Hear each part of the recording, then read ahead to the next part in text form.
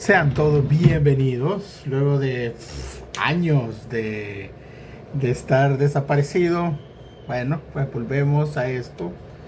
La verdad es que ahora tengo un poquito más de implementos que he logrado adquirir. Así que pensé, ¿por qué no? Iniciemos otra vez. Así que posiblemente este capítulo salga después de que lo estoy filmando. Lo estoy filmando un 19 de marzo. Más probablemente salga hasta el domingo, porque aún hay cosas que tengo que configurar. eh, Cosas en la computadora, en el teléfono. Entonces, bueno, X, eso no importa. Así que después de tanto tiempo, espero poder hacerlo de manera más habitual. Ojalá que sí. Así que, ¿qué ha pasado? Pues, como en esas películas o en esas series, mejor dicho, de anteriormente en su serie, no sé qué. Pues, este año ha sido de locos. Este año ha sido de locos realmente. Empezamos con enero, eh, la captura de Nicolás Maduro. Vamos a hablar de eso un poco. Viene febrero, inicia una guerra en Irán, eh, que va a traer consecuencias que vamos a sentir todos durante todo el año, muchos años. Eh, en mi país también han cambiado muchas cosas, así que llamémosle este capítulo anteriormente en... Así que bueno, empecemos. ¿Qué tal con eso de la captura de Maduro? Bueno, como a no ser que hayan estado viviendo bajo una piedra los últimos 4 meses, 3 meses, principio de año, pero literalmente principio de año, creo que el 3 de enero, si no me equivoco, recibimos la noticia en la madrugada que había sido capturado Nicolás Maduro después de una operación. Cualquier operación militar obviamente va a llevar consecuencias nefastas, devastadoras para la población civil, pero en lo que cabe, pues no se necesitó hacer una incursión militar extensa y logró ser capturado él y su esposa. Eh, Hubieron ciertas bajas, más que todo de la parte de los mercenarios cubanos que se encontraban en Venezuela, brindando seguridad. Así que ah, como yo siempre les he dicho, y cualquier persona que ha estudiado historia o que le gusta la historia o que estudió relaciones internacionales sabrá que en un conflicto entre naciones, en un problema, en una situación geopolítica, no es una cuestión de buenos contra malos, jamás va a ser una cuestión de buenos contra malos. Creo que la cuestión es entre malos y menos malos. En este caso, claro que es preocupante la intervención de Estados Unidos. Claro que es preocupante cuando una potencia mundial eh, decide unilateralmente el ejercer su poderío militar sobre otra nación. Claro que es preocupante, pero tampoco nadie se va a poner triste porque han capturado a Nicolás Maduro. Al menos creería yo, excepto tal vez la izquierda menos pensante, que podría realmente defender la situación de ese tipo. Eh, pero una cosa no excluye la otra. Que la mayoría del mundo se pueda alegrar por la captura de Maduro, sí, 10 estrella ahí, pero eso no quiere decir que uno esté de acuerdo con la intervención militar de Estados Unidos, porque tampoco tienen el récord moral más impecable que se diga. Ahora, si nos vamos a poner conspiranoicos, me encanta, voy a poner aquí una musiquita conspiranoica, así de los expedientes secretos X. Yo soy de los que creen que para que haya podido ser capturado Nicolás Maduro, tuvo que haber sido entregado por gente cercana a él. Eso, después de la situación que se dio, eh, es obvia, es obvio que sí. La señora que ha quedado ahora como presidenta interina o regente, no sé cuál será la palabra, que es Delcy, no sé qué, que era la vicepresidenta para Maduro, pues ella ha quedado en el poder. Muchas personas, oposición, detractores del régimen venezolano, muchas personas esperaban o deseaban, mejor dicho, que fuera Corina Machado la que quedara a cargo. Pero no fue así. La que ha quedado a cargo es Delcy Rodríguez, si no me equivoco, que es del régimen chavista. Es otra, no es Maduro, pero es del mismo régimen. Lo que hubo fue simplemente una sustitución, no fue una destitución, fue una sustitución. El régimen de Maduro, el régimen chavista, mejor dicho, sigue estando vivo. Simplemente ahora está otra persona a cargo que se dio cuenta que la única manera de que permanecieran todos en el poder era que entregaran a Maduro, al pez gordo, al big fish, al big dog. Y lo entregaron, así de sencillo, lo entregaron. Ahora ella está a cargo. Es muy temprano para saber qué clase de cambios van a haber en la situación de Venezuela, en el régimen venezolano y en la situación de los venezolanos, de la población. Van a haber cambios, obviamente, pero esperemos que sea para mejor. Por lo que parece, si realmente fue así que ella entregó a Maduro, la esperanza de que hayan elecciones libres es casi nula. Simplemente lo que hicieron fue una apertura de mercado, o sea, comprar petróleo a Venezuela y que Venezuela se lo vendiera a ellos en lugar de dárselo a China, a Rusia o a Cuba. Ahora, todos aquellos que dicen de que Estados Unidos entró por el petróleo, pues sí, obvio, porque creen que China y Rusia estaban ahí apoyando a Maduro. No era porque sean amigos, es por el petróleo, simplemente. Era una manera también de mantener controlado a Estados Unidos, porque si el petróleo no iba a Estados Unidos e iba a ellos, eso debilita hasta cierto punto también la posición de Estados Unidos. Así que tampoco es que Rusia y China hayan estado apoyando a Maduro porque les caía bien. Obviamente también era el petróleo.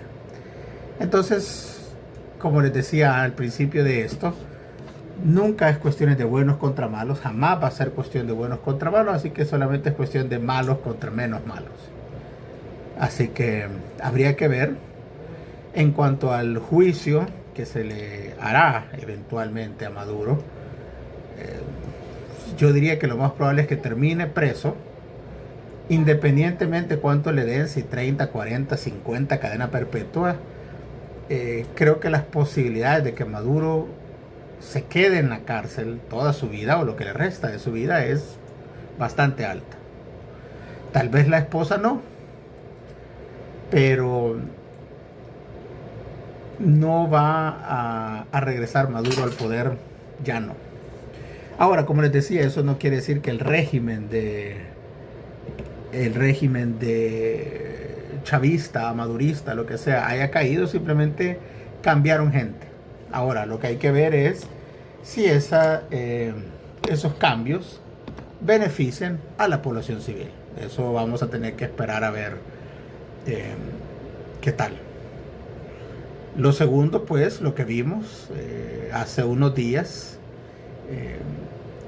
empezó un ataque de parte de Israel y Estados Unidos hacia Irán, en el cual el mayor golpe simbólico que se le dio al régimen iraní fue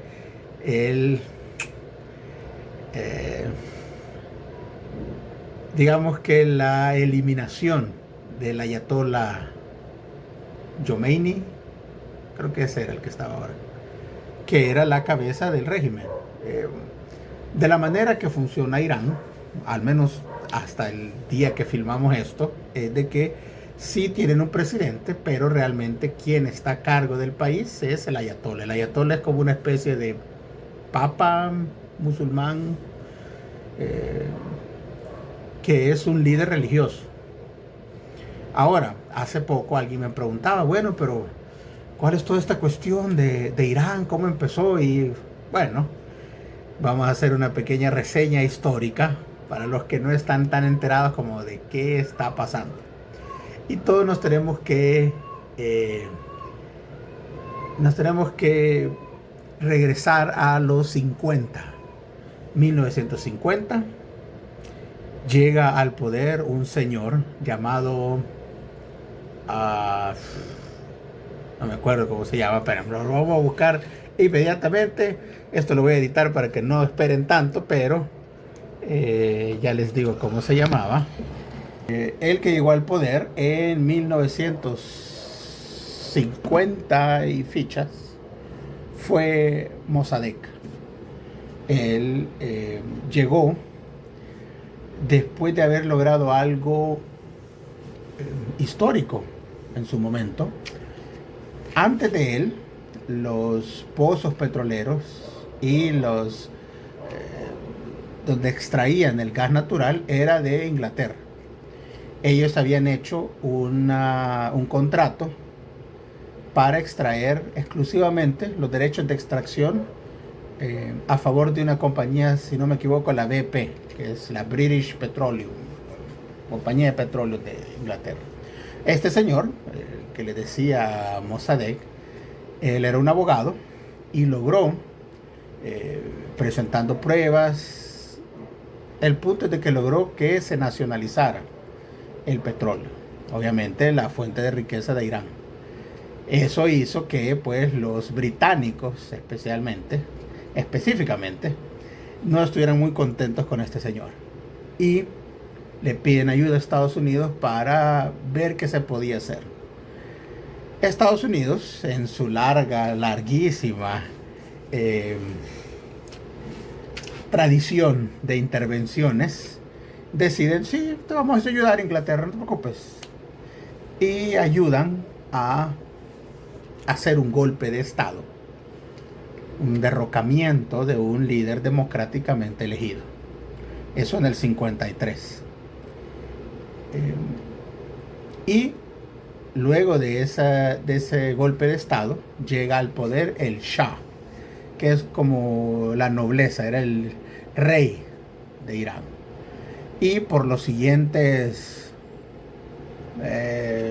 casi 20 años, más o menos, 15 años por ahí, pues Irán era una dictadura monárquica, represiva, y los que más estaban en contra del Shah eran los ayatolás, que como les decía yo, los ayatolás son líderes religiosos. Entonces,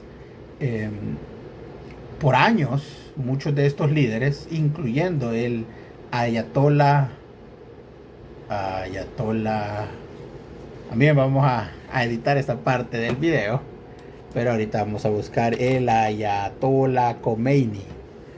El ayatolá Khomeini estaba exiliado en ese momento cuando llegó el Shah y era de los que más estaba en contra de este señor, del Shah de Irán. En 1979, ahora, antes de eso, si ustedes ven en internet, hay bastantes imágenes de cómo era Irán antes de la revolución de los ayatolás. Sí, era un país bastante occidentalizado. Las mujeres podían ir a la universidad, podían vestirse como quisieran. Eso no se va a negar, pero no era un país democrático, no era un país libre. Tampoco era una situación idónea para los opositores porque terminaban, ya saben. Cuando llega el 79, hay una revuelta que termina con la toma de la embajada de Estados Unidos en Irán, en Teherán. Hay una película de eso, de Ben Affleck, Argo. Eh, Al final, luego de esa revolución, llegan al poder los ayatolás. Entre ellos, pues, el principal, que era el ayatolá Khomeini. Ellos comienzan una revolución cultural y le dan una vuelta al país, sacándolo de la occidentalización en la cual estaban y llevándolo a un país más teocrático, es decir, donde el Corán, las leyes religiosas, las normas religiosas eran lo que importaba. Y sí, obviamente hay un decremento en los derechos de las mujeres, en los derechos de asociación también. Entonces, si ustedes ven, cambiaron a un rey por otro rey, porque al final los ayatolás son líderes religiosos, no son elegidos democráticamente.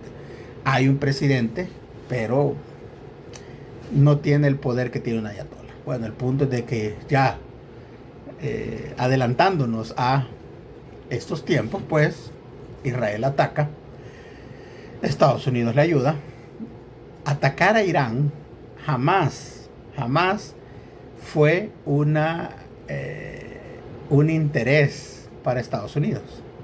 Lo era para Irán, lo era para Israel, sí, porque Irán también apoyó a muchos movimientos que estaban en contra de Israel. El más famoso de ellos es Hezbollah. Entonces Israel sí tenía interés, tiene interés en derrocar a Irán. Convence a Estados Unidos, convence a Donald Trump para que se meta esta guerra. Ahora, si nos queremos poner más conspiranoicos, aquí otra vez musiquita de los expedientes X, si nos queremos poner más conspiranoicos, muchos dicen de que Jeffrey Epstein, el infame Epstein, era un agente del Mossad. El Mossad es la agencia de inteligencia de los Estados Unidos. Entonces que él era una especie de agente y que tienen información que compromete al presidente de Estados Unidos y de esa manera logran que apoye a Israel en atacar a Irán. Porque, como les decía, Irán no era, hasta este momento, no era una amenaza para Estados Unidos. Era una amenaza para Israel, totalmente, pero no para Estados Unidos. ¿Cómo los convencieron para entrar a esta guerra? Ahí es donde nos podemos poner conspiranoicos y decir, posiblemente fue por los archivos estos de Epstein. O posiblemente fue simplemente una manera de controlar a Irán, que llegue a Irán a alguien más acorde a los intereses gringos y que se aleje de sus aliados como Rusia y China. De cualquier manera, cualquiera que haya sido el motivo para Estados Unidos de entrar a esta guerra, están. Ahora, a diferencia de lo que pasó en Venezuela, el régimen iraní sí ha atacado a sus vecinos. Ha intentado atacar a Israel, pero ha sido una guerra de desgaste. Si ustedes ven las imágenes, que las pueden ver en cualquier red social, de cuando Irán tira misiles a Israel y el sistema de defensa de Israel detiene esos misiles, le cuesta millones y millones de dólares a Israel y a Estados Unidos el detener esos misiles. Y a Irán no le cuesta tanto. Obviamente Irán no tiene los recursos que tiene Estados Unidos, pero también saben de que les es mejor jugar al desgaste que meterse directamente a pelear. ¿Cómo terminará esta guerra?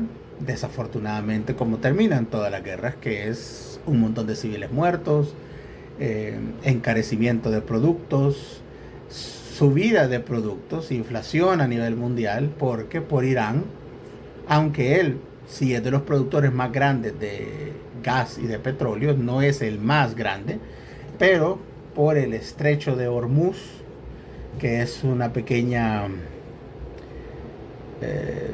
falla geológica, pasa si no me equivoco, como el 20 o el 25% del petróleo mundial pasa por ahí. Cualquier interrupción, cualquier percepción de miedo de parte de los mercados va a hacer que las cosas suban. Y una vez sube el petróleo, sube todo, porque todo se mueve con petróleo, hasta la energía eléctrica se mueve con petróleo. Entonces eso acarrea consecuencias tipo cascada y termina subiendo todo. Vamos a ver cómo termina realmente. No creo que termine bien para Estados Unidos. Sé que se vienen elecciones para senadores y las cámaras de representantes. Entonces Trump necesita dar esta impresión, esta apariencia de fortaleza, porque pues ¿cómo sería? Su percepción entre los estadounidenses ha bajado mucho, porque no ha logrado cumplir con lo que prometió, que era de que iban a bajar los precios de la comida, del combustible, toda la situación, cómo ha manejado la inmigración. Entonces no ha sido que él haya ganado mucha popularidad.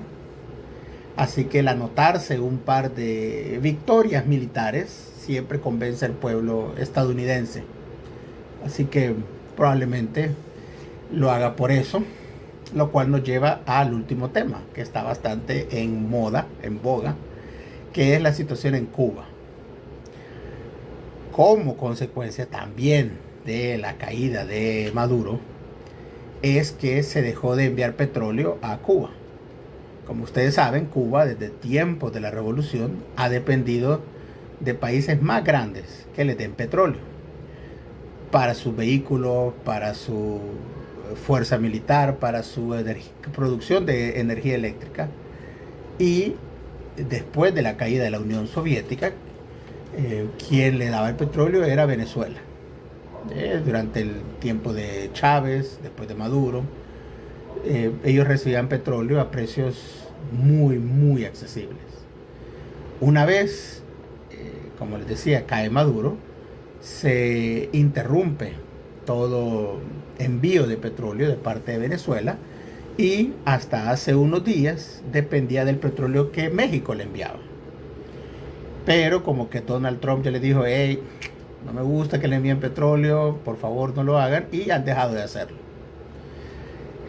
La última noticia era de que han habido apagones en toda la isla y hace poco el presidente, dictador, lo que sea, de Cuba, Díaz-Canel, ha dicho de que se van a reunir con Estados Unidos porque van a platicar, Lo que quiere decir es que se dio. Ahora, lo que todavía no sabemos hasta el día de hoy es qué tanto ha cedido. ¿Qué es lo que dio a cambio? ¿Y qué es lo que van a dar a cambio? Trump habla de que ellos quieren un cambio total de régimen. O sea, no quieren a nadie de la cúpula vieja del Partido Comunista Cubano gobernando. Pero a saber, se habla de que hay un nieto, bisnieto, no sé qué, de Fidel Castro, que no tiene el apellido Castro, y que podría ser un buen candidato porque sí tiene el apoyo de la vieja guardia del Partido Comunista, de la cúpula en Cuba, pero no carga con el lastre de llamarse Castro. Entonces podría ser, pero hasta el día de hoy, hasta el día en que estamos filmando esto, pues todavía no ha caído el régimen. Ahora, como les decía al principio del video, jamás esto va a ser de buenos contra malos, nunca. Siempre va a ser de menos malos contra no tan malos. ¿Que es bueno un cambio en el régimen de Cuba y de Venezuela? Sí, claro.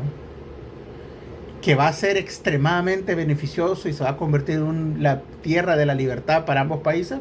No lo creo. porque, como vieron, en Venezuela quitaron a Maduro, posiblemente se ablanden ciertas restricciones, pero el régimen no ha caído. Delcy Rodríguez es régimen de Maduro, era la vicepresidenta de Maduro. Cualquier cambio en el poder de Cuba posiblemente vaya por el mismo camino. Quitar a alguien súper duro y poner a alguien menos duro. Donde sí podría haber un cambio radical, total, es en Irán. Habría que ver si logran tumbarlo, pero en ese caso, como los que están moviendo los hilos realmente es Israel, no Estados Unidos, Israel no se va a conformar con simplemente, no, pues pongamos a alguien menos ayatollah, no. Ellos sí van a querer un cambio total y una destrucción del régimen. Así que de todos los tres países que hemos mencionado hoy, Venezuela, Cuba, Irán, donde yo creo que va a haber el cambio más extremo, va a ser en Irán. Después en Cuba. Y Venezuela creo que va a continuar casi igual. Pero si algo nos enseña la historia reciente, la historia en general, es que nunca se sabe. Así que habría que esperar. Vamos a revisar estas predicciones a final de año o a principios del otro año para ver cómo terminó esto. Pero creo que por ahí va a ir la cosa. Ahora, ¿qué más ha pasado en el mundo? Así, rápidamente, quiero hablar de el cambio en las leyes de mi país, de El Salvador, en cuanto a la cadena perpetua. Como todos saben, si no lo saben, vayan a leerlo. Todavía está ahí, posiblemente pronto lo quiten. Las penas perpetuas, la cadena perpetua en el país no es legal. Es decir, no se le puede imponer a usted jamás salir de la cárcel. Y he oído a gente mencionar de que no, pero si te ponen 300 años. Sí, es cierto, pero hay que entender que la misma ley dice que lo más que vos podés estar, tu pena mayor son 30 años. Es decir, si a vos te ponen 60 años de cárcel, obviamente eso es técnicamente una cadena perpetua, pero el hecho de que 30 años sea la mayor pena permitía que después de 30 años pudieras salir de la cárcel. La cadena perpetua lo que haría es permitir que tu pena por ciertos delitos sea cadena perpetua directamente, o sea, es decir, nunca salir de la cárcel, ni por buena conducta, ni por cuestiones humanitarias, cadena perpetua. Que esto sea bueno o malo, creo que depende de cuáles sean tus consideraciones. Si sos una persona que cree en la reinserción, la cadena perpetua va en contra de eso. Si sos una persona que está a favor de leyes muy duras, entonces sí, vas a estar de acuerdo.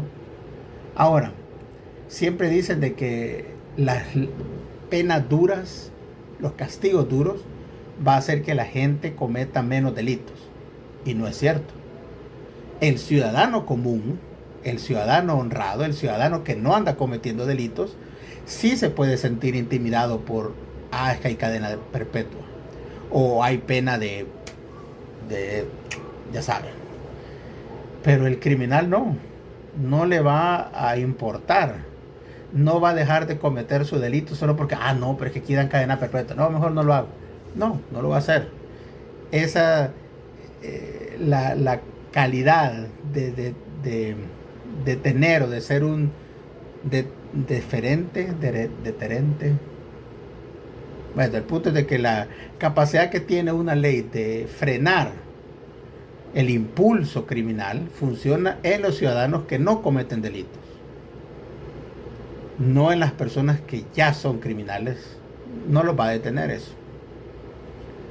Ahora, una persona, por ejemplo, pro vida, debería estar más a favor de la cadena perpetua que de las penas, ya saben, de las ejecuciones.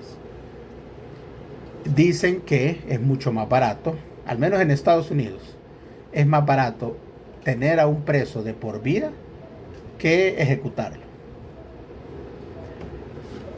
Obviamente en El Salvador no podemos hacer la comparación porque no existe la pena de ejecutar gente directamente. ¿Qué opino yo? Creo que hay delitos que por su perversidad, por el impacto que tiene en la sociedad, debería contemplarse la posibilidad de que esa gente no salga libre, nunca.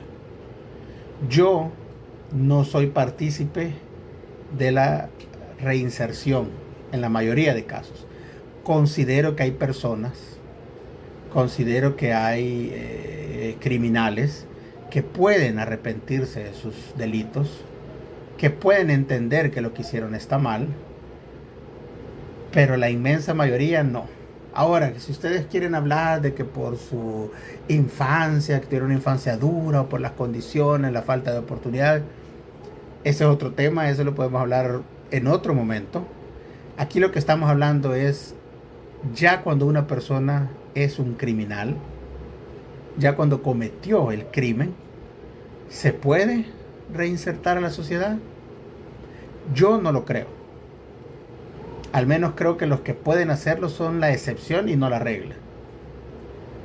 Y es complicado también decirle a la gente que acepte a estas personas o que les dé la oportunidad de reinsertarse. Como ustedes saben, al menos los que viven en El Salvador, hace poco se ha estado dando mucho la noticia de un reo que es parte de un programa que aquí se conoce como Cero Ocio, que es para personas que han cometido cierto tipo de delitos y que puedan ser reinsertados a la sociedad. Entonces realizan trabajos, este en particular realiza obras de arte, pero la clase de delito que cometió es un delito muy sensible porque tiene que ver con menores. Ahora, alguna gente dice de que no, es que fue contra niños y entonces qué, otros dicen que no, es que era una adolescente, lo que sea. El punto es de que en términos de leyes él está cumpliendo su pena. Fue condenado a 6 años, si no me equivoco, o a 8, y está bastante cercano a terminar su condena, y estos programas le ofrecen la oportunidad de salir antes. Entonces, no podemos por un lado quejarnos de la dureza del régimen y por otro lado esperar que las leyes sean extremadamente duras con el criminal. O estamos a favor de una mano dura contra el crimen, o estamos a favor de una mano democrática y respetuosa de las leyes contra los criminales. Pero no se pueden de las dos maneras. Desafortunadamente, en una sociedad imperfecta como la nuestra, al menos la de El Salvador, no se pueden tener las dos cosas. Desafortunadamente hay que sacrificar una por otra. Y como les decía, yo no considero que una persona así debería dársele la oportunidad de salir. Pero díganme ustedes, ¿qué opinan? Eso lo pueden poner ahí en los comentarios y todo eso. Obviamente, estas cuestiones de criminales y de las pandillas divide al país. Porque todos los que tenemos más de 20 años, incluso creo que los que tienen más de 15 años, creo que sabrán cómo era la situación antes del régimen. Y creer que esa situación no ha mejorado es ser o muy miope de la realidad o vivir completamente desconectado de la realidad. Ahora, estoy hablando de seguridad, no estoy hablando de economía, no estoy hablando de que si despiden gente o no. También eso lo podemos hablar en otro momento. Ahorita estamos hablando de seguridad. Y mucha gente dice de que de la seguridad no se come y todo eso. Pero quienes han vivido en zonas peligrosas, quienes hemos vivido en zonas peligrosas, quienes nos hemos movido en bus, quienes nos hemos visto en la penosa situación de no poder ir a la colonia de La Paz o cruzarnos la calle de enfrente porque son de otros o eran de otros, difícilmente vamos a apoyar a algún otro partido, porque ninguno de ellos ha dicho directamente que va a quitar el régimen, pero no están de acuerdo con el régimen. Pero tampoco dicen cómo van a mantener una situación de relativa seguridad, pero también respetando los derechos humanos, respetando el debido proceso. ¿Se podrá hacer las dos cosas? Tener un régimen duro contra la delincuencia y una situación de protección de derechos. Como les decía antes, yo no creo. Creo que algo tiene que ceder. Obviamente estamos hablando de la coyuntura y la historia de este país, porque pueden mencionar, pero es que en Suecia, pero es que en Noruega, sí, pero ellos nunca estuvieron en una situación como la que estuvimos nosotros, en la cual en algún punto, en los últimos 15 años, llegamos a estar en el número 1 de tasa de homicidios del mundo. No de América, no de Centroamérica, no de Latinoamérica, del mundo. Entonces, Noruega, Suecia, Finlandia o cualquier país que puedan poner de ejemplo, nunca ha estado en esa situación. Entonces, en términos de la historia de El Salvador, es difícil que la gente esté dispuesta a perder esa sensación de seguridad. Y como les decía, nadie está hablando de economía, no estamos hablando de empleos. Esa es la clase de conversación que debería estar teniendo la oposición. Deberían estar hablando de la situación económica, de los trabajos, pero no de la seguridad. Pero han decidido tomar el camino tonto de pelearse en ese campo en el cual los partidos, no diría grandes, pero históricos, que es FMLN y Arena, que ambos estuvieron en el poder y ambos fallaron en mejorar la situación de la seguridad. Uno tuvo 20 años, el otro tuvo 10 años. Uno dejó nacer a las pandillas y el otro dejó que las pandillas se fortalecieran. Entonces no tienen la solvencia moral para venir a decir, así no se hacen las cosas, yo les voy a decir cómo. No. Y otro partido, el partido, no digo potencia, pero el otro partido, que es Vamos, aunque podría ser una oposición mucho más articulada, no tienen el apoyo más allá de San Salvador. No tienen las bases para crecer y tampoco están dispuestos a aliarse con los otros partidos. Al final, lo que va a pasar en estas elecciones del otro año es que van a dividir los votos de la misma oposición. Están peleándose entre ellos por ver quién es el menos peor, en vez de unirse. Unidos podrían no ganar, pero al menos podrían tener una presencia lo suficientemente grande para que ellos puedan ser parte de las decisiones y de la toma de decisiones. Pero, como les decía, deciden pelearse entre ellos. Entonces, la situación en el país pues no ha cambiado tanto de este año. La sociedad y las personas de a pie seguimos trabajando, tratando de sobrevivir con nuestros sueldos, etc. Así está la cosa, al menos por el momento. Esa es la cuestión. La historia del país siempre ha sido de eso, de cambios y regresiones, y al menos por el momento las cosas están así. Eh, Quien va a ganar es Nayib, nuevas ideas. No hay sorpresa en eso, no hay cambio en eso tampoco, así que solamente queda esperar a ver si después de esta nueva derrota electoral, si la oposición logra al fin ver que están perdiendo el tiempo, si no se unen. Vamos a esperar a ver qué es. ¿Qué más ha pasado en el mundo? Ya en temas más ligeros, menos deprimentes como los anteriores. Pues algo que yo quería mencionar, que como les digo es un tema más ligero, más no alegre, pero al menos es más ligero, es qué ondas con la situación de la inteligencia artificial.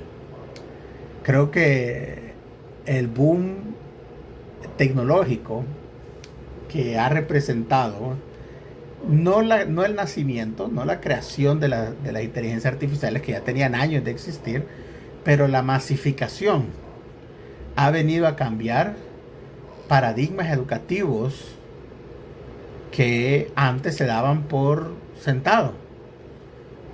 Por ejemplo, antes, si vos entregabas un trabajo bien redactado, sin falta de ortografía, bien estructurado, bien bonito, la gente podría pensar que o lo hiciste, o lo copiaste de internet, o alguien te lo hizo.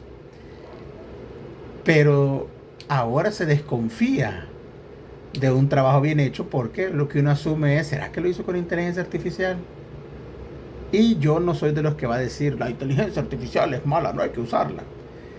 Eso es como, yo me acuerdo cuando, hace un montonazo de años, cuando yo estaba a principios de mis estudios en la universidad, eh, a nosotros se nos pedía de que todo trabajo fuera entregado solamente con bibliografía proveniente de libros, es decir, no cosas sacadas de internet.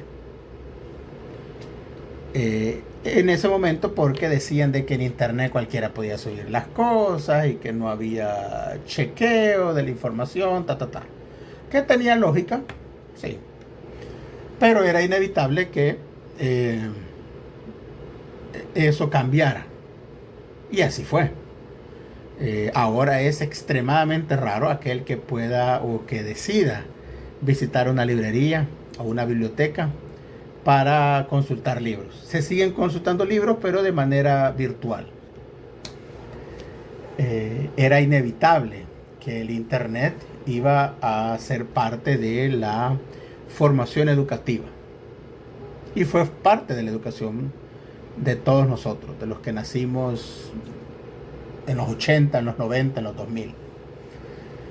Antes de eso, cuando yo estaba como en quinto grado, sexto grado, la idea era de que los jóvenes entregaran a mano las tareas, porque de esa manera se aseguraban que uno hiciera el trabajo y que no te lo hacían tus papás. Ahora es extremadamente raro que alguien pida trabajo a mano, pero hoy se está volviendo a eso para asegurar que el estudiante realmente haya hecho su trabajo. Es decir, que en lugar de ponerle a ChatGPT o a Grok o a Gemini, hazme un resumen de 10 páginas de tal libro, citando tal cosa. Al menos el hecho de que los hagan, que los copien a mano, hace que algo tuvieron que haber hecho, aunque toda la información sea copiada de inteligencia artificial. Pero ahora se desconfía de cualquier trabajo que esté bien hecho. Se asume o se podría asumir que lo hizo la inteligencia artificial. Entonces, ¿cómo ahora como docentes se pueden asegurar que no sea el caso, que no sea hecho exclusivamente por IA? Difícil, porque como les decía, así como pasó con el uso de la computadora, como pasó con el uso del internet, es ingenuo pensar que se le va a decir al joven o a la joven o al adolescente o al estudiante, no use inteligencia artificial. Porque la inteligencia artificial en sí no es mala, es una herramienta. como cualquier herramienta, puede ser usada para bien y para mal. Porque, por ejemplo, para ponerles un ejemplo, una de las cosas más tediosas y desgastantes que puede existir cuando uno entrega un trabajo, al menos a nivel universitario, es la bibliografía. Las reglas APA de citar. Toda esa parte de la bibliografía, de la cita bibliográfica, estas reglas APA, es extremadamente complicado, extremadamente difícil y que uno se puede equivocar fácilmente. La inteligencia artificial te puede ayudar con eso. Entonces, claro, ¿eso hace de que tu trabajo tenga menos mérito? No. Partiendo del supuesto que tú hayas hecho el trabajo y que realmente solamente estés verificando que la bibliografía esté bien hecha. De la misma manera que, por ejemplo, no es lo mismo decirle a ChatGPT que te arme el resumen, a vos darle el resumen y decirle corrígeme la ortografía. Uno es un uso honesto, ético de la inteligencia artificial y otro no. Pero como les decía, pensar que se puede evitar su uso es ingenuo. Los jóvenes, las jóvenes, los adolescentes, los niños van a usar inteligencia artificial. Entonces, ¿cómo hacer para que la usen, pero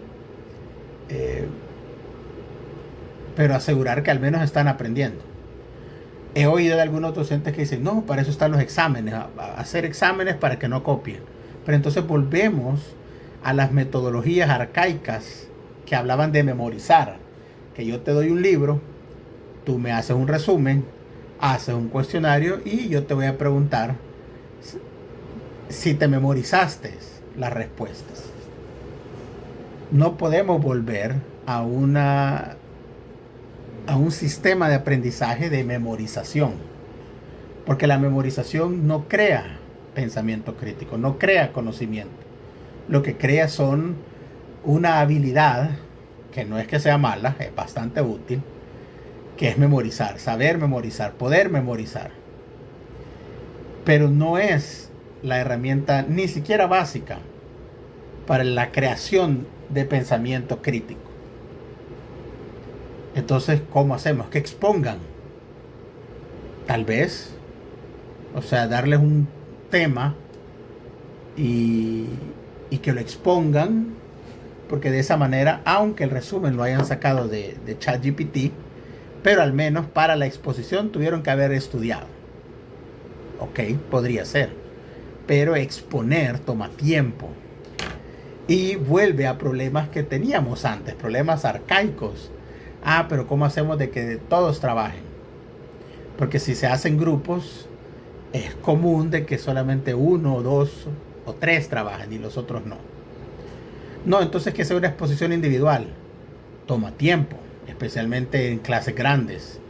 Creer de que vas a poder ver 30 exposiciones de un tema o 30 exposiciones de temas, solo ahí se te va el ciclo. Y volvemos a lo mismo. Entonces, ¿qué va a hacer el maestro entonces? Entonces la salida es de que el maestro sea el que dé la clase, el alumno pone atención, toma notas y de esa manera va a aprender. El problema se vuelve cómo medimos que haya aprendido. Y volvemos a los mismos. Con exposiciones, con memorizar. Yo no sabría decirles, porque no soy docente, no soy maestro, no sabría decirles cómo vencer el mal uso, no el uso, el mal uso de la inteligencia artificial. Como les digo, creer que se va a dejar de usar, no, eso no. Se tiene que ver cómo se puede evaluar ahora que el estudiante o la estudiante haya aprendido. Volver a modelos arcaicos de exámenes, de memorizar, de asegurarte que la persona leyó, exposiciones, ensayos. diálogos como hacían en tiempos de Platón y de Sócrates. No sé, siento yo que lo que se debe hacer, en lugar de decirle a los jóvenes que no lo usen, es enseñarle a usarlo bien.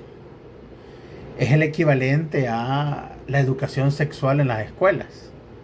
Creer que enseñarle a los jóvenes que el método debe ser la abstinencia es extremadamente ingenuo. ¿Qué es el método más efectivo? Sí, obviamente el tener abstinencia es el método 100% efectivo, pero es posiblemente el método menos usado, porque no es viable que la gente siga esas reglas. Entonces se le enseña al joven, a la joven, a tener una vida sexual activa de una manera segura y protegida. Porque decirles no lo hagan no es efectivo. Lo mismo con la inteligencia artificial. En lugar de decirles no la usen porque la van a usar, porque es fácil, porque es cómoda, porque te libera de, de cosas tediosas. En vez de decirles no, no la usen, es enseñarle a usarla bien, a implementarla como una herramienta que te puede ayudar. Por ejemplo, como les mencionaba el ejemplo anterior, yo ya hice mi ensayo, ahora quiero que me corrijas la ortografía y la redacción.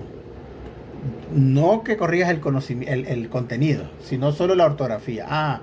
Esta va tilde, esta lleva tal, esta palabra la has usado mucho, cámbiala por esta. Eso sí sería una ayuda útil de parte de la IA. La creación, por ejemplo, de modelos para estudiar, por ejemplo. Hazme un cuestionario o hazme un resumen y que eso lo uses para estudiar, por ejemplo.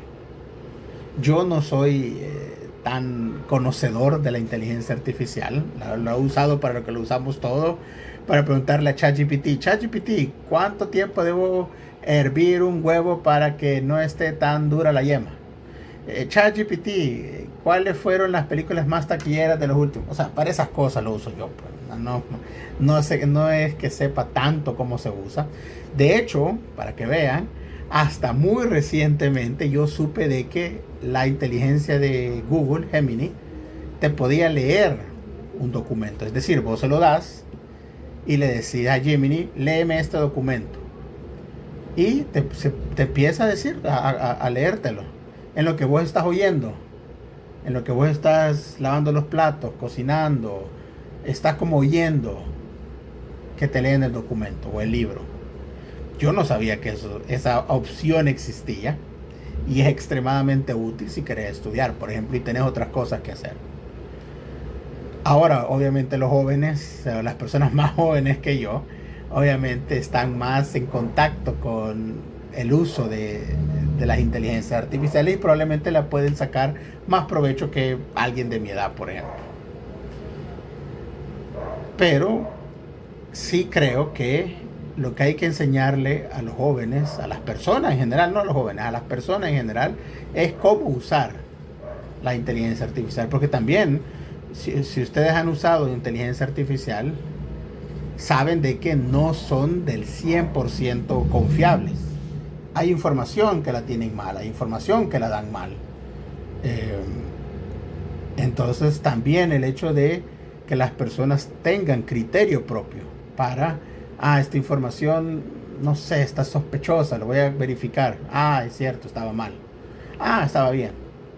También eso es parte del uso responsable de la IA. El hecho de también tener el discernimiento de siempre comprobar, verificar que la información sea correcta.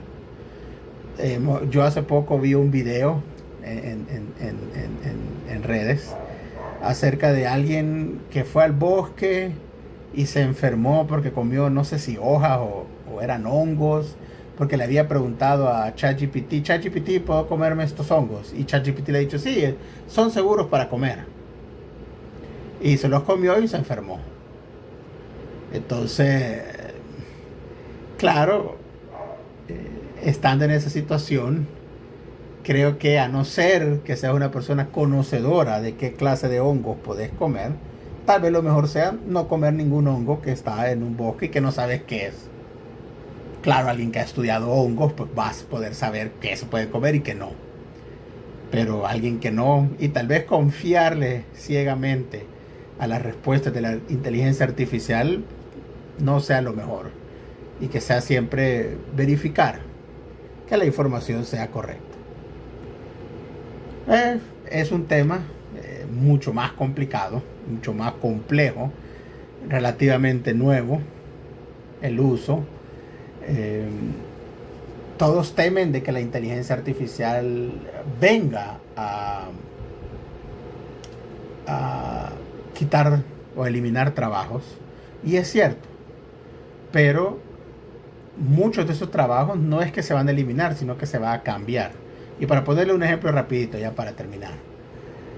Hace 25 años, no, hace como casi 30 años, en las escuelas, en los colegios, nosotros llevábamos una clase que se llama mecanografía, que era aprender a escribir en máquina de escribir, valga la redundancia, pero en máquina de escribir de teclas, de cinta, de tinta, no en computadora. Yo me acuerdo que en el centro había un lugar donde reparaban máquinas de escribir. Claro, en ese tiempo todas las oficinas tenían máquinas de escribir. Todavía la computadora no era tan vastamente usada por la población. Entonces lo más cercano a tecnología era la máquina de escribir. Entonces habían talleres para reparar máquinas de escribir. Ahora, no sé si habrá todavía gente que usa máquinas de escribir, yo realmente lo dudo mucho, pero si necesitas la máquina de escribir reparada, no hay un taller donde puedas ir a reparar. Pero saben que sí hay talleres donde reparan computadoras o teléfonos. Algo que no existía hace 30 años. O no era tan extendido como ahora. Entonces, esos trabajos de gente que se dedicaba, por ejemplo, a reparar máquinas de escribir o a vender los rollos de cinta, de tinta que se vendía. Ahora hay gente que repara computadoras, hay gente que vende equipo de computación. Hay trabajos que cambian.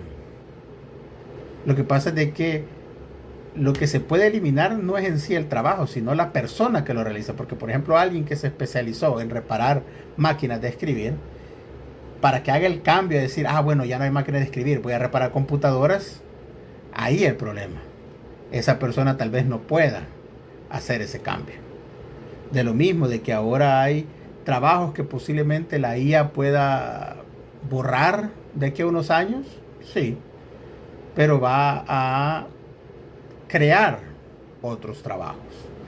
El problema va a ser el ser humano que se adapte, que no se niegue al cambio. Muchos hablan de que cuestiones o trabajos como traducciones, como interpretaciones, ahora van a haber inteligencias que van a poder traducir en tiempo real.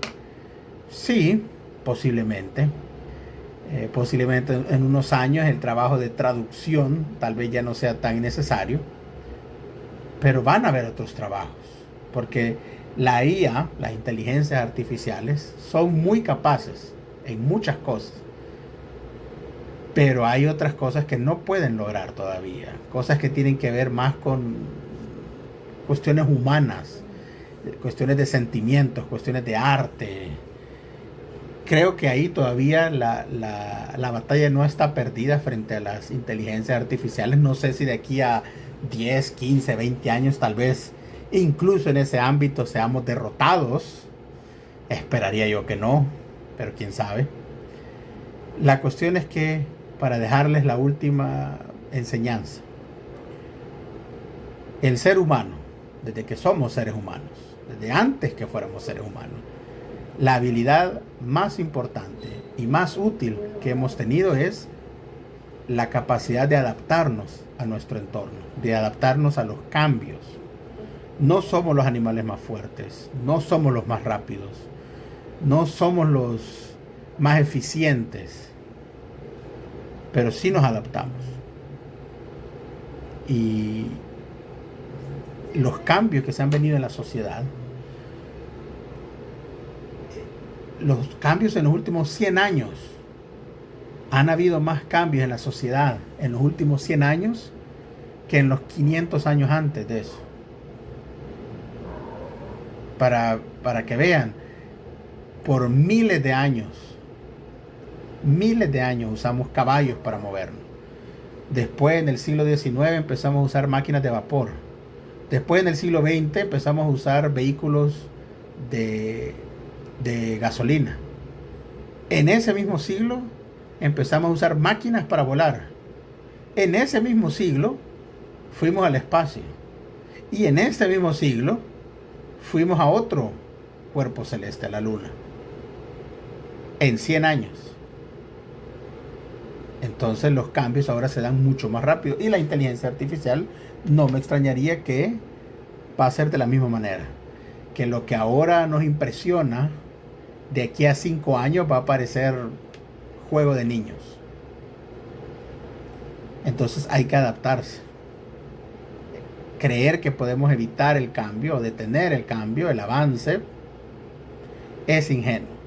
Habrán otros problemas morales de si es correcto usarlo, que si no es correcto, que si el uso, que el gasto de recursos que se necesita para poder correr la inteligencia artificial, el gasto de agua y todo eso, son debates morales que se pueden tener y que se van a tener en un futuro, pero no con la idea de detener el uso o el avance, porque no se puede.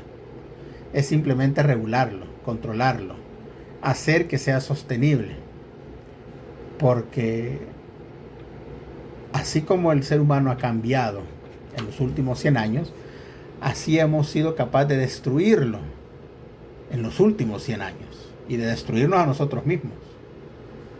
Ese va a ser, en mi opinión, el reto de estas generaciones y de las futuras generaciones. Va a ser el reto de hacer viable el uso de la inteligencia artificial.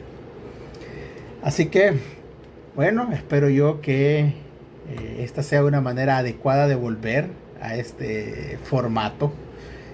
Obviamente les estaría informando cuando se sube tanto el video como en la versión podcast.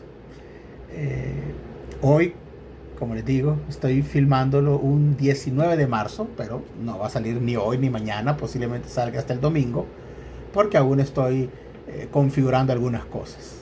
Pero espero yo poder seguir de una manera más constante este formato, porque la verdad es que me gusta mucho hacerlo, así que espero que les haya gustado. Por favor, síganme en todas mis redes, denle like, compartan, lo clásico que dicen todos los youtubers hambriados.